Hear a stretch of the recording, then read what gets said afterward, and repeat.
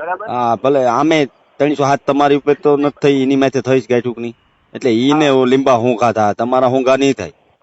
અમારે કઈ ફેર જ નથી પડતો હકાભાઈ. તમને ન પડે ને 307 એની માથે તમે કરી છે, એટલે તમને શું ફેર પડવાનો છે? ફેર તો એને પડવાનો છે. 307 તો એટલે હાફ મર્ડર થયું એક જાતનું, ખબર છે? 307 થયો હોત ને તો હું કોમડી ઇન્દ્ર ભારતી મળ્યો.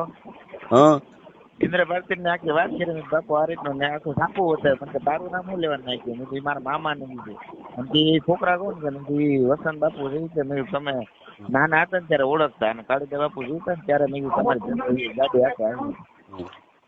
તો વસંત મામાનું ને મારું ને રૂપાનું નામ સાંભળ્યું ને, હા તો એને કીધું કે હવે તમે મર્ડર જ કરજો, હવે હું તમને 302 માંથી બોલાવી, 307 માંથી. ના ના કીધું બાપુએ કીધું હો હકાભાઈ. એમ તમે તમારે મર્ડર કરવી નાખો, નિર્દોષ મર્ડર કરી નાખો, તમને નિર્દોષ એમાં પાછું મેળ કેવો ખબર હતા ભાઈ? હા આ કોંગ્રેસ નો, ઇન્દ્ર ભારતી ભાજપ નો. હા તો ભાઈ તડાતડી બોલી.